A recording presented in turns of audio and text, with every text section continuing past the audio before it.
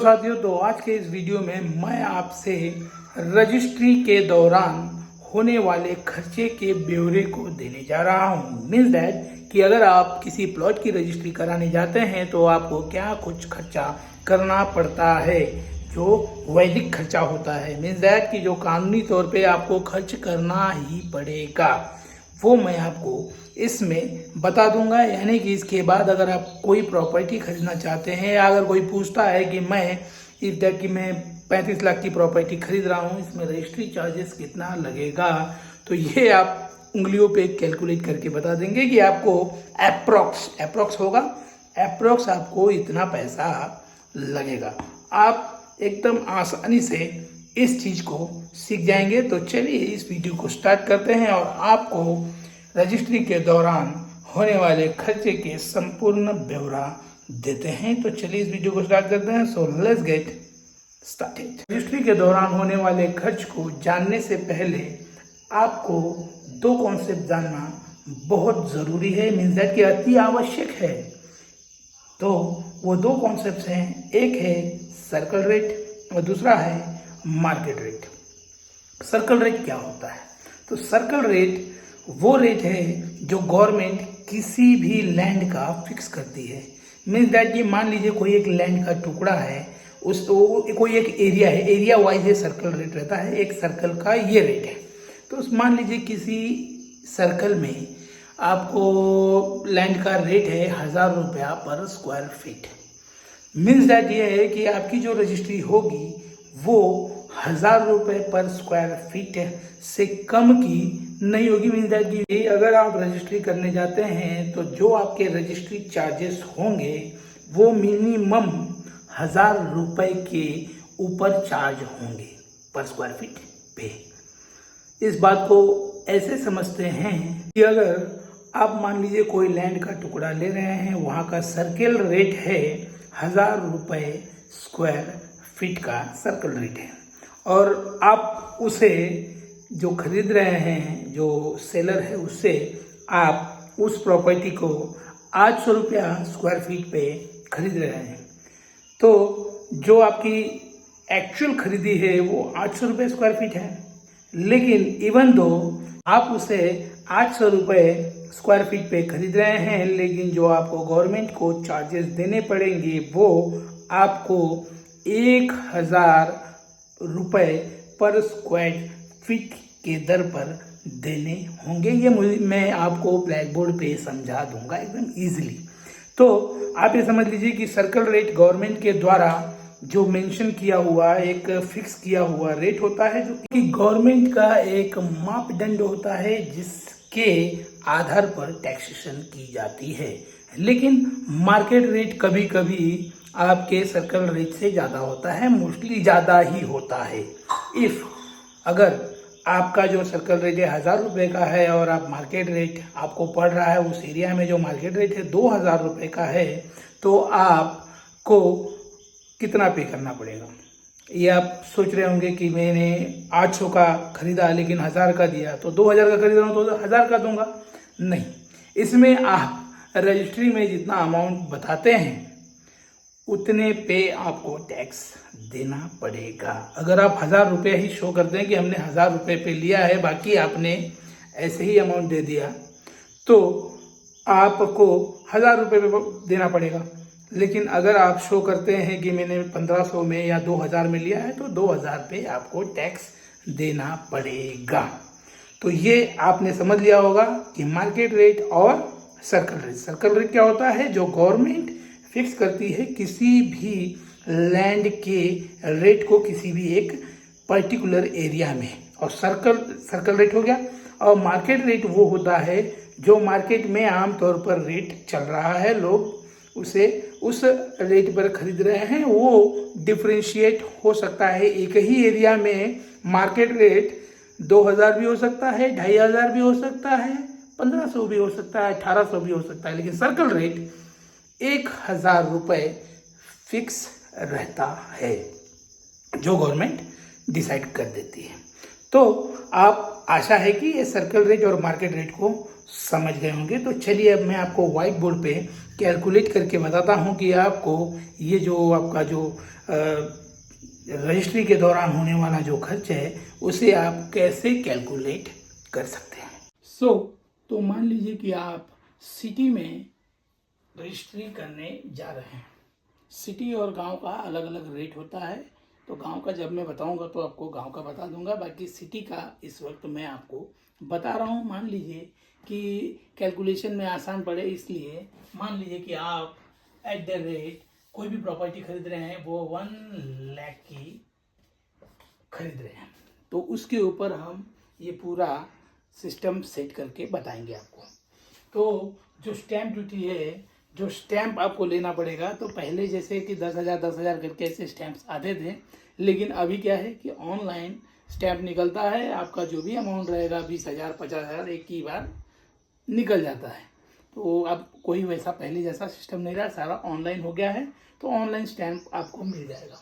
तो जो stamp duty है वो आपको इस प्रॉपर्टी की, अगर आप मेन यानी कि पुरुष के नाम पे लेते हैं तो आपको 7% देना पड़ता है, और अगर वुमेन यानी कि किसी महिला के नाम पे लेते हैं तो आपको 6% देना पड़ता है, और अगर आप ज्वाइंट लेते हैं तो 6.5% आपको देना पड़ेगा स्टैम्प ड्यूटी।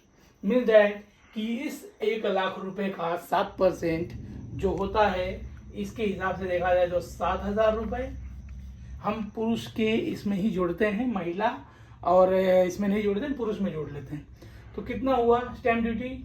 7,000 रुपये का, अगर 1 लाख की प्रॉपर्टी लेते हैं तो। और कोर्ट फी होता है 1%, इरेस्पेक्टिव ऑफ जेंडर। कोई भी जेंडर हो, आपको 1% कोर्ट फी देना ही पड़ेगा। मीन्स दैट कि अगर आप समझिए कि ये भी, इसका भी एक ये है कि आपको जो 1% है वो मैक्सिमम अमाउंट आपका 35,000 रुपये चार्ज होगा। इसमें कितना? 35,000 ये मैक्सिमम चार्ज होगा, इससे ज़्यादा चार्ज नहीं होगा। तो 1% ऑफ द प्रॉपर्टी, तो 1% इस 1 लाख का कितना हुआ? 1,000 रुपये। 1,000 रुपये हो गए। आप फिर होता है लॉयर फीस।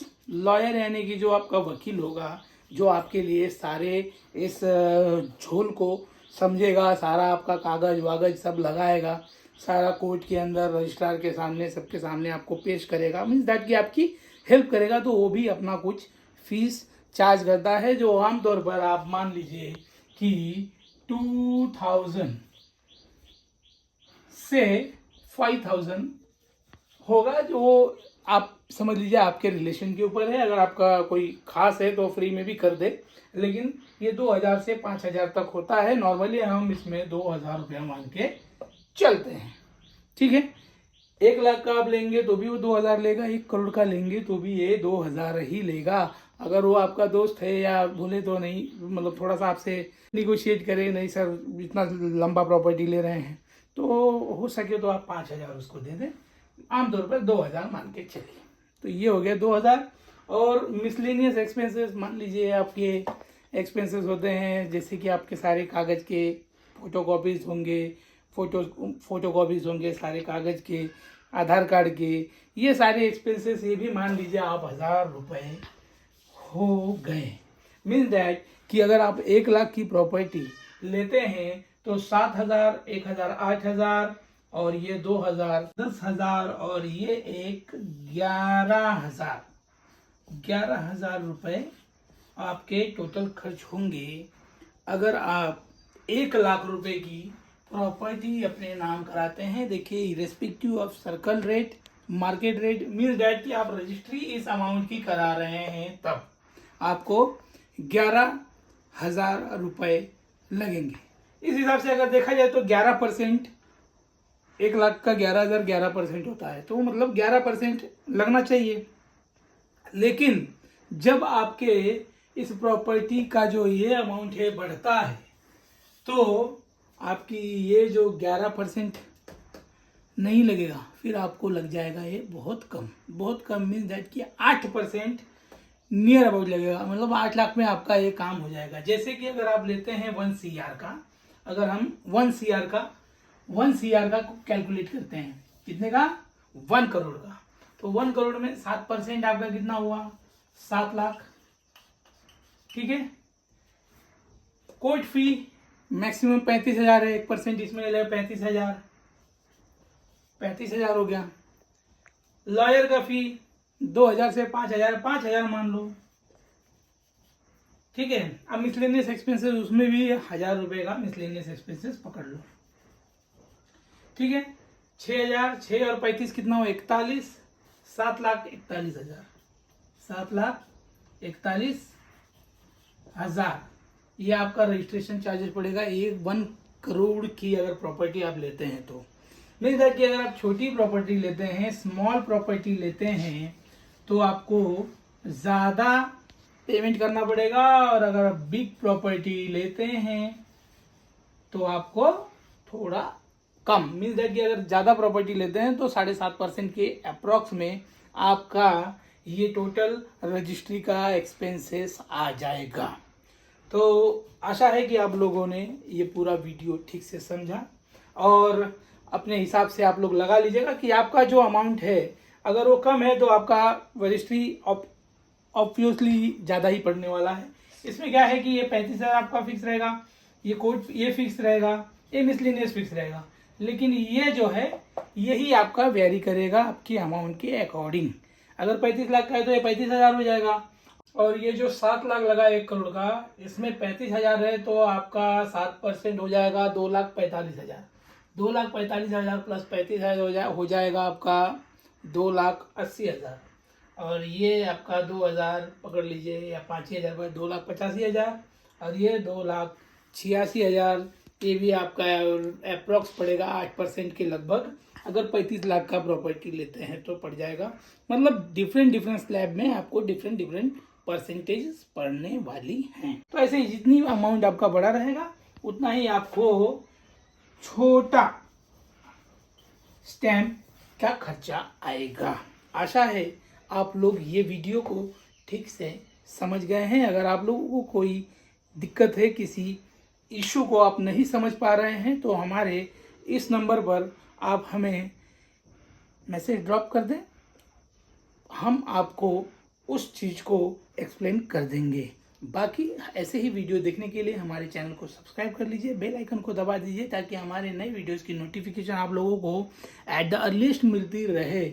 बाकी आप हमसे अगर कोई प्रॉपर्टी लेना चाहते हैं तो इस वाले व्हाट्सएप नंबर पे आप अपना जिस एरिया में आपको प्रॉपर्टी चाहिए वो एरिया का नाम लिख दीजिए, और आपका जो बजट है उस बजट को लिख दीजिए। बाकी आपको फ्लैट चाहिए, प्लॉट चाहिए या मकान चाहिए, वो हमें शेयर कर दीजिए। हम अकॉर्डिंगली आपके हिसाब से जो भी सूटेबल प्रोजेक्ट होगा, जो भी सूटेबल हाउस होगा या प्रॉपर्टी होगी, वो हम आपको शेयर कर देंगे।